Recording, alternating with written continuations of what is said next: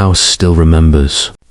It breathes through its broken seams, whispering the name of the girl who vanished one winter night in 2007, Lydia Hart, a piano student with a gift for turning silence into song, disappeared after rehearsal, leaving behind only frost, rumor, and grief that refused to thaw. Years later, a music box unearthed beneath an elm tree begins to sing again, drawing Detective Evan Mercer back into the cold he never escaped. What begins as an investigation unravels into confession, obsession, and the blurred edge where justice and guilt share the same reflection in the dark. The house stood where memory went to rot, sagging against the cold prairie wind like a confession whispered too late. The porch light had long since burned out, leaving the frame swallowed by frost and shadow.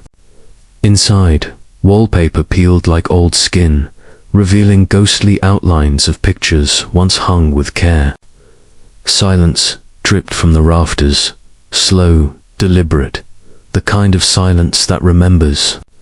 The air smelled faintly of iron and mildew, as though grief itself had seeped into the wood. Somewhere beneath the floorboards, time had stopped the night she vanished. Detective Evan Mercer stood in the doorway, his breath misting against the cold. The air carried something heavier than dust, an echo of guilt. Maybe, or the echo of his own heartbeat sinking to the emptiness around him. He had been here once before, younger, cleaner inside. Now he returned not as savior, but as ghost. The wind pressed against the windows like it wanted in, whispering her name, Lydia Hart, 21 when she disappeared.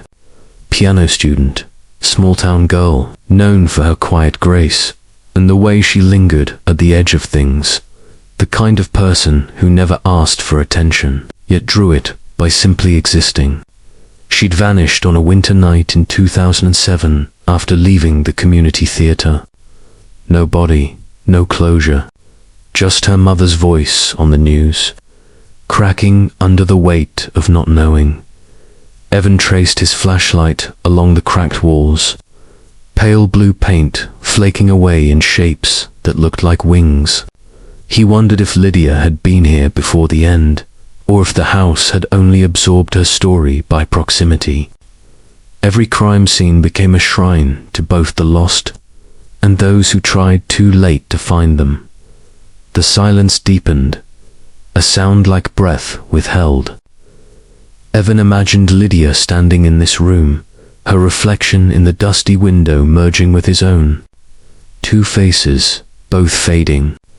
He felt the familiar pull, the one that told him this wasn't just a case anymore, but a mirror he couldn't look away from. Somewhere deep in the bones of the house, a floorboard sighed, and the silence answered. Back to old disappearance resurfaces after discovery of symbolic object began again with a music. Box. A local grounds found it buried beneath the roots of an elm tree near the old fairgrounds, the same place. Lydia's shoes had been found years before.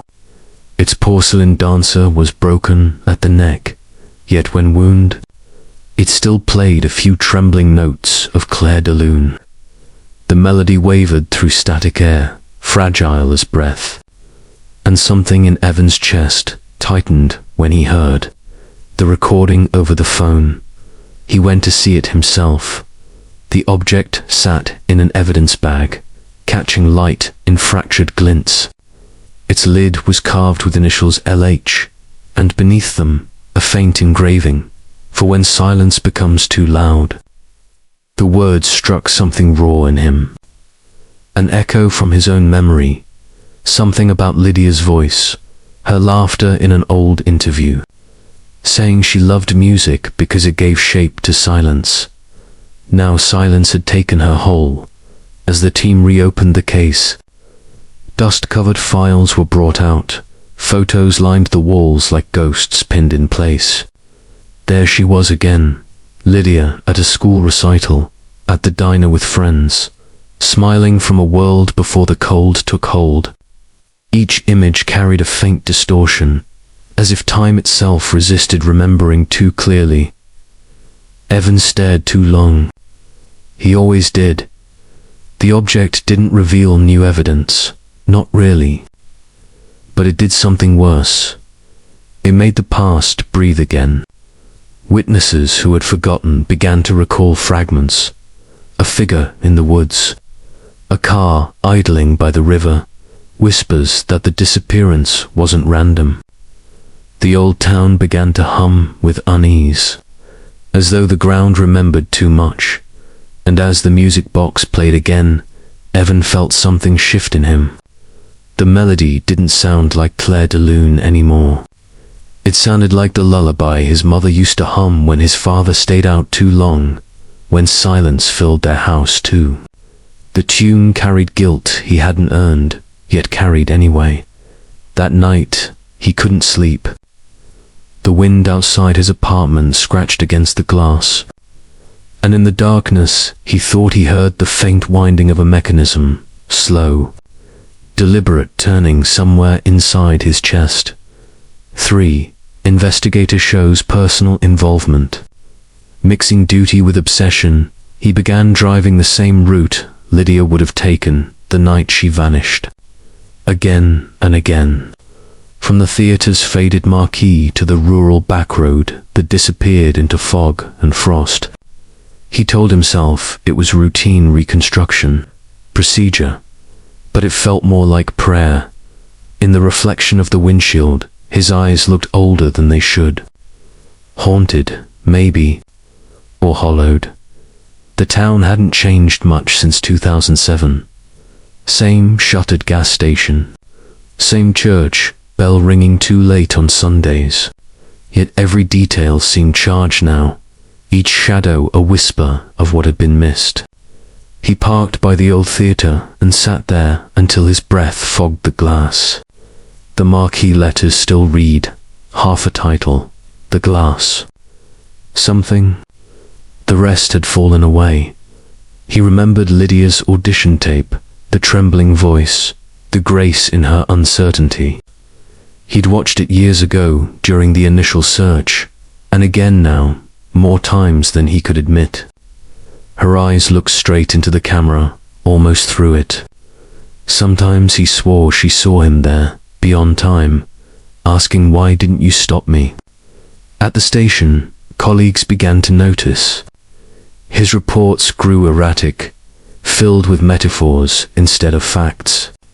He'd write about echoes and patterns of silence, about how the case wasn't linear, but circular, how it always ended where it began.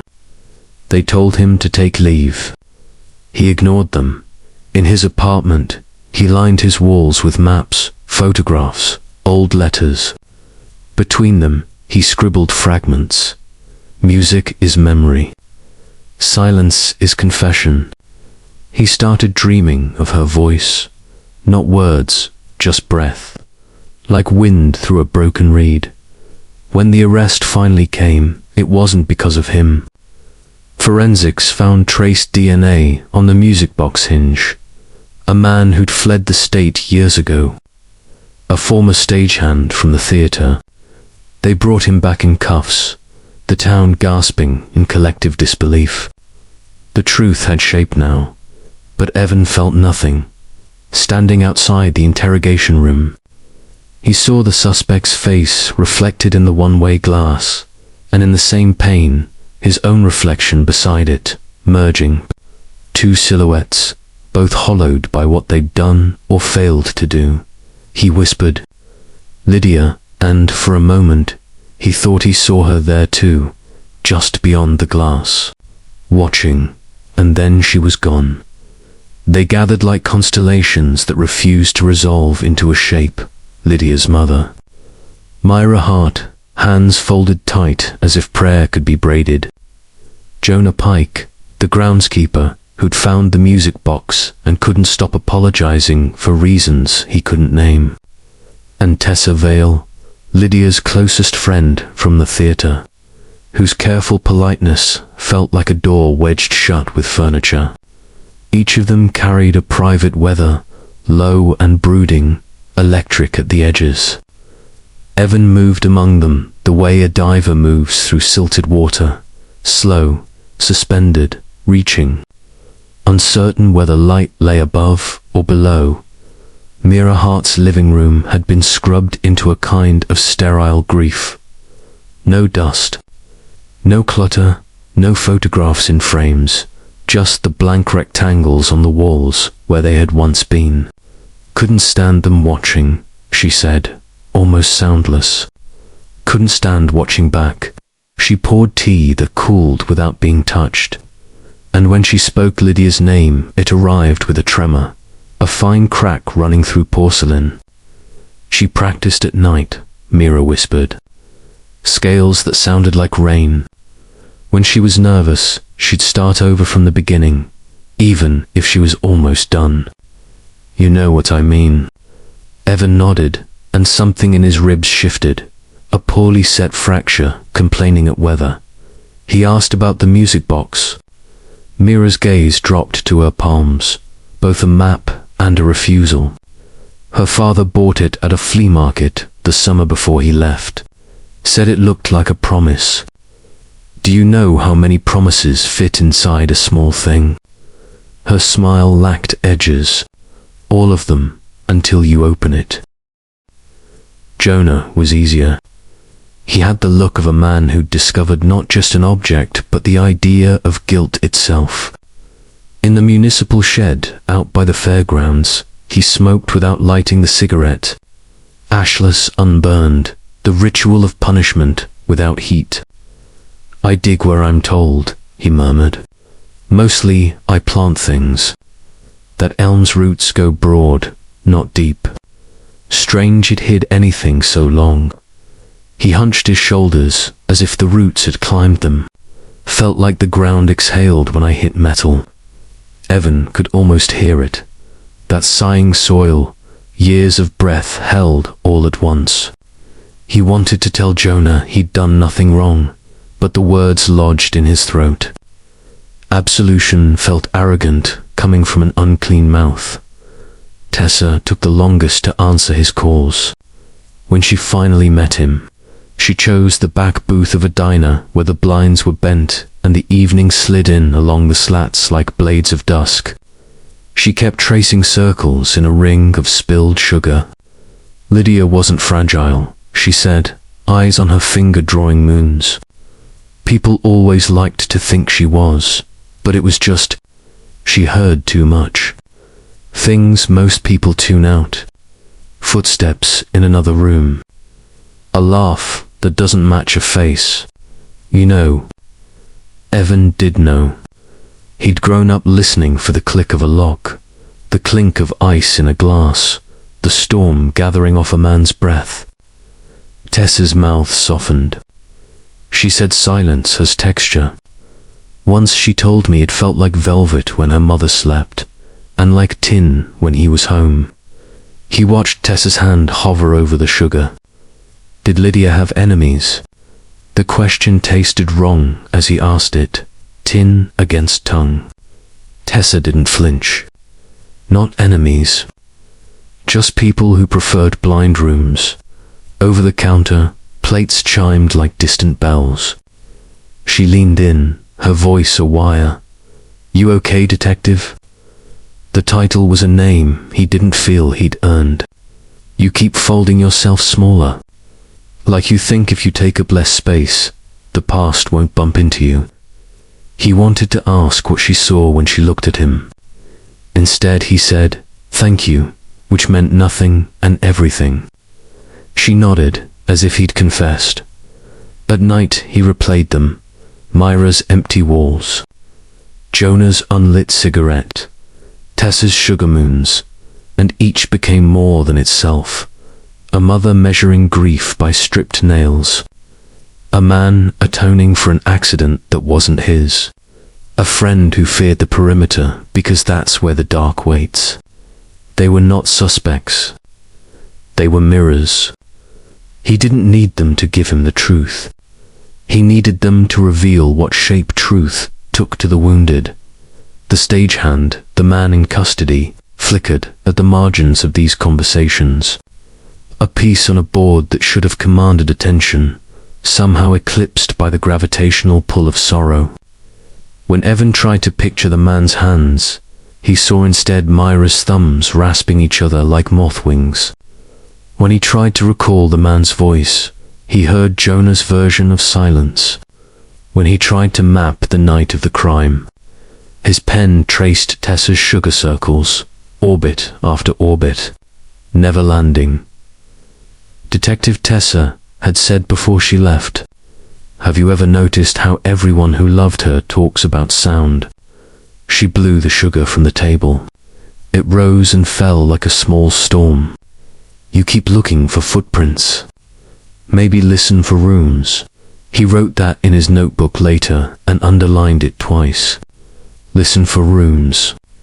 He slept with the notebook open and woke with his hand clenched around nothing. What linked them all wasn't timeline but texture, the way Lydia's absence felt when it moved through their lives. A draft under a door, a note held too long, the shiver when a song stops.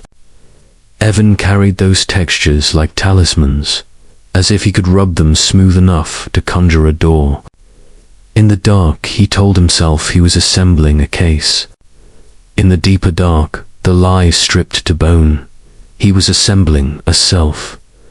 Do you know how many promises fit inside a small thing? Myra had asked.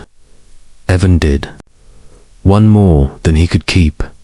And still the music box waited on his desk. A little cathedral of porcelain and broken grace, teaching him again how silence sings when the heart is wound. 5. Symbolic clues, photos. Diary patterns build intellectual intrigues. Photographs went first, not because they promised answers, but because they carried a certain ache he could hold without burning. On the evidence board, their faces watched him, Lydia in profiles and half smiles. Lydia blurred in motion as if the camera remembered her unwillingness to be pinned. In one, she stood by the theater's backstage door, shoulders squared, chin lifted, defiance softened by the smudge of stage dust over her cheek. The metal door behind her offered a rectangle of darkness pebbled with light, a pattern like a constellation if he squinted, or the perforations on an old film strip. He drew the pattern into his notebook and only then recognized it. The same arrangement of dots as the rust. Freckles splayed over his father's toolbox. His hands shook. Irrelevant, he told himself. Irrelevant and true. The diary arrived, wrapped in tissue. Not Lydia's, her mother's. Mira had found it behind the boxed Christmas lights, surrendered it with the weariness of a woman who'd been paying dues to ghosts for too long. The entries were sparse, practical to the point of cruelty. Groceries. He came home late. Lydia practicing. Debussy. Dates marched without comment until the winter of 2007, when the handwriting went small, then smaller. After the night Lydia vanished, a single page. Silence is a room with no door. Then nothing for months. Then I folded her sweater and put it in the freezer. Evan closed the book and pressed it to his sternum. He did not cry. He tilted his face to the ceiling like a man starving for rain. Patterns threaded through where facts failed. The music box's tune stuttered, repeating a phrase the way Lydia had repeated scales when she was nervous. The unfinished marquee title, The Glass, found its echo in an old program. The Glass Menagerie, Winter Season. He circled the word glass wherever it appeared. Glass door, glass case, glass edge of the river. Fragile, transparent, razor. He began to think of truth as glass you could see through until you bled. There were photographs of rooms without people, which he loved most. the theatre's narrow corridor where light pooled like spilt milk, the practice room at the community center, piano keytops yellowed the color of old teeth, Lydia's bedroom corner, the outline on the wall where a poster had hung, a cleaner white, a ghost. He collected these negatives, spaces where lives had just stepped away, and pinned them in a column labeled rooms. Tessa's words again, a compass point. Listen for rooms. Some nights he'd lay his palm against each photograph as if a pulse might rise beneath paper. In the evidence transcripts, he noticed an odd repetition. When questioned years ago as a witness, had described the fairground elm as the one that hums. Jonah had used the same word. Hums. Trees don't hum. Evan thought, unless your head is full of bees. He drove there alone and stood, ear to bark. Wind moved, a thin ribbon. In the hush he heard it. Not music, not exactly, but a thready pressure like blood. Or maybe his own heart bouncing back from the trunk. He didn't write that in his report. He drew the elm instead, its roots broad, not deep. A scrawl that resembled the branching nerves in one of those medical posters he'd stared at as a child. Waiting for stitches, counting the ceiling tiles. Roots as veins, ground as skin. The world a body punctured and healed. On a copy of Lydia's final recital program, someone, Lydia, had underlined pieces in pencil. Ravery, Sarabonged, Claire de Lune. Underneath, faint. A margin note. When it stops, don't breathe. He traced the graphite grooves with a tenderness that felt indecent. The instruction sounded like a dare to a future self. It sounded like what he had done his entire boyhood, holding breath through arguments, through the thunder of boots on stairs. It sounded like survival disguised as art. There was also a pattern of unfinishedness that clung to every object. The broken neck of the porcelain dancer, the torn corner of a photograph that hinted at another person cut away. Myra's diary abandoned mid-sentence. The marquee missing letters. Even the stagehand's alibi, years ago, trailing off into a smudge as if the ink had decided enough was enough. Evan felt seduced by the in-betweens. He considered, not for the first time, that his hunger for completion was the most dangerous thing about him. Late one night, he arranged the clues in a circle on his floor, sat in the middle like a supplicant. Photos at the four directions, diary to the west, music box to the east, the program to the north, his father's old toolbox memory at the south, a ghost he had invited. He wound the box once. The tune stuttered and the dancer trembled, headless, doing her best. He closed his eyes, power out in the building, the city a black ocean beyond his window, sirens like distant gulls. The circle did not resolve. The circle breathed. In the dark, he admitted the smallest of truths. Each clue told him more about himself than about Lydia. He had wanted the diary to tell him how to grieve correctly, the photographs to tell him which angles contained mercy, the music to instruct him on when breath could be safely taken. He had wanted the stagehand to stand, awful and monstrous, at the center of it, so that he might hate something simple. Instead, the man's name, the man's face, kept slipping, replaced by the wet glint of winter roads and the waxy shine on piano keys, by Myra's wrists, by Tessa's circles, by the elm's coarse skin. He wrote across the top of his board, in neat block letters, "What is proof to a heart?" No one asked to see his board that week. No one would have known how to read it if they had. The confession, when it arrived, was clean. The stagehand, name like any other, face like any other, sat and spoke with the practiced monotone of a man letting air out of a tire. He had followed Lydia after rehearsal. He had meant only to scare her. He said, "Make her see him." He described the argument by the river, the push, the accidental fall, the cold. He described the panic that followed, the burial beneath the elm's shallow net of roots. He described the music box as an insult to the earth that would not be quiet. So he hid it where the ground hummed the loudest, like a lid on a boiling pot. He had rehearsed this story the way actors rehearse lines they don't believe. The DNA on the hinge matched. The timeline held. The town wept a tidy grief. Evan listened and found himself drifting. His mind kept catching on words that weren't being said. Hums, silence, don't breathe. The confession's edges glittered like glass under a shop light, perfect in all the wrong ways. He wrote it down, every sentence, then stared at the page and could not recognize his own handwriting. It had become someone else's script. Afterward, alone in the observation room, he approached the glass and pressed his forehead to its cool. On the other side, the man sat still, a mannequin reset, hands folded as if awaiting a customer. Evan raised his palm.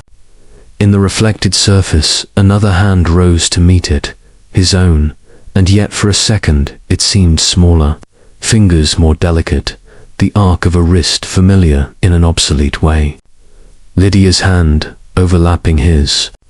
Not a vision, he told himself. A trick of light.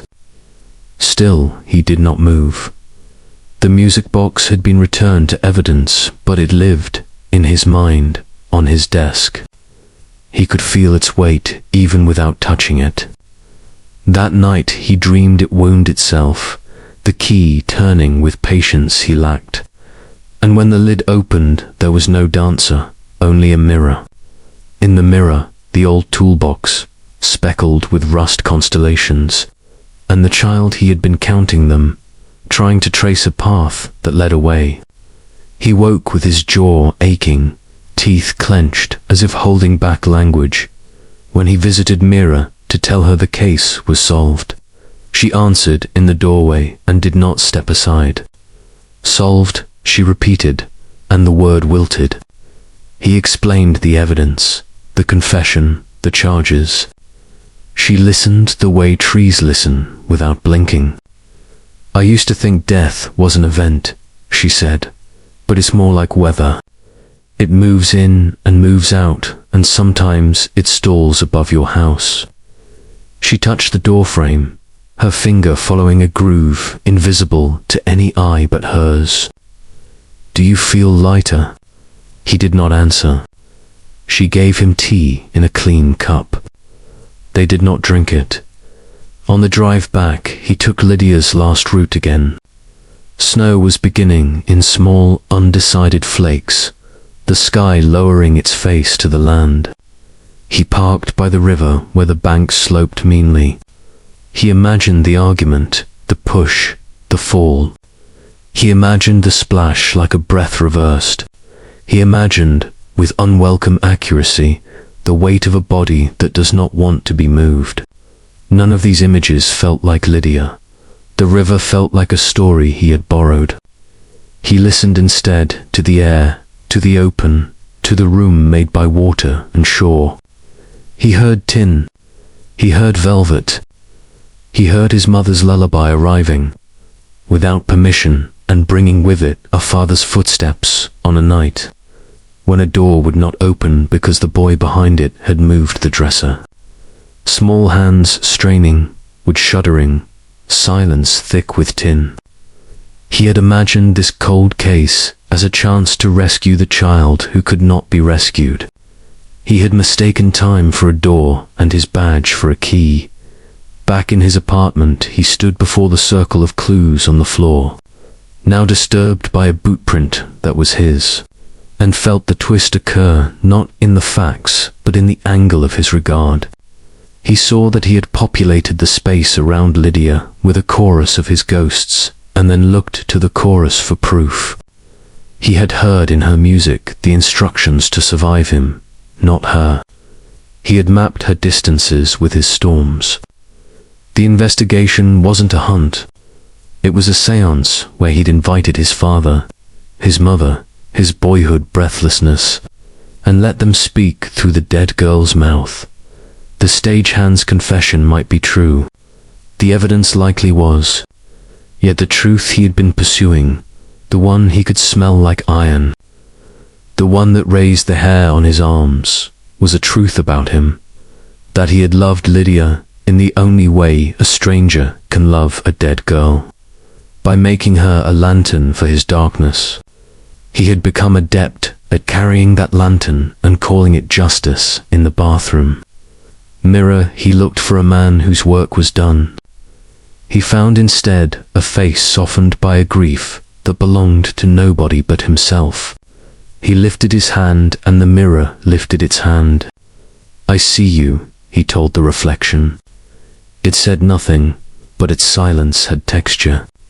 He didn't breathe until the stopwatch on the sink, forgotten and still somehow running, clicked to a neat, unhelpful minute.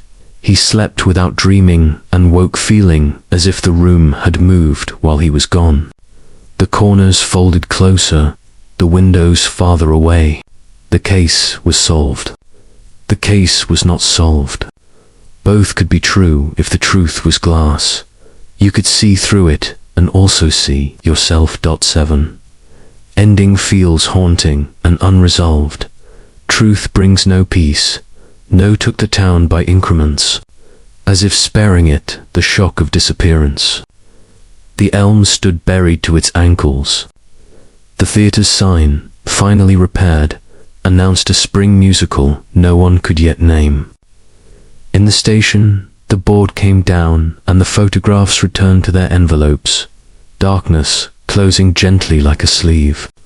The music box went to a locked cabinet with a label that said "property of," which was a kind of joke now. Evan turned in his report.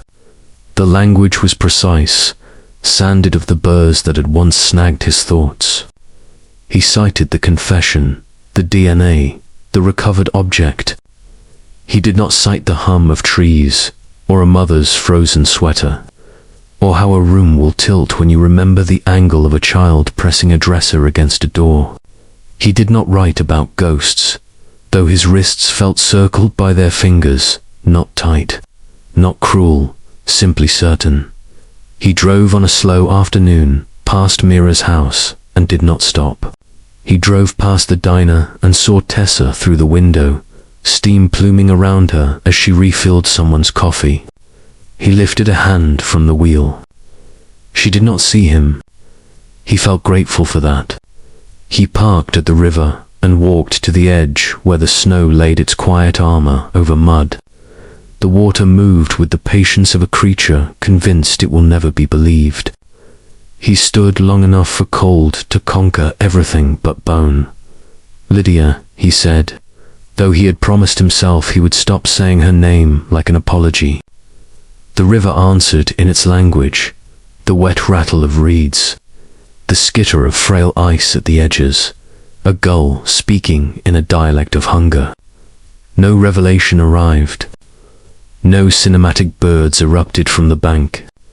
No secret door opened in the air. He exhaled, breath spooling white, and let himself listen not for music, but for the shape of the room around him. Sky, water, shore, tin, velvet. Both. On the walk back, he noticed a small thing, the kind that once would have sent him into diagram and thread, a set of fox tracks skirting the path. Delicate knives pressed into white. He did not follow them. He let them be what they were, proof of another life moving near the edge of his. He stood for a moment and waited for the feeling he had chased. Completion, absolution, some official ending, and received instead a quiet that sat down beside him like an animal that does not ask to be named. The arrest would hold. most likely. The trial would happen, headlines would print, the community would lurch toward one of its periodic closures. People would point at the cabinet where the music box slept and tell each other how silence had finally been persuaded to speak. He did not resent them, their story. Stories are weather too. They pass and they return. Back home, he placed the notebook on a high shelf and did not climb to retrieve it. He brewed tea he would not drink and left the window cracked to let the winter in. Just enough to remind the room of what the world felt like on the other side of the glass. In the cracked light of late day, the shadows braided, chair-legged, table-legged his own, and he watched them shift like slow thoughts. Across the street, a child's laughter rang out, sharp and brief, followed by a parent's caution softened into a plea. The sound thinned and faded. He did not hold his breath. Night found him at the piano in the community center, a room he had a key for because everybody had a key for something. He touched one note and let it ring. He touched another and let it walk toward the first. He did not play the melody. He did not wind the box. He pressed the soft pedal and listened to how sound behaves when asked to be kind.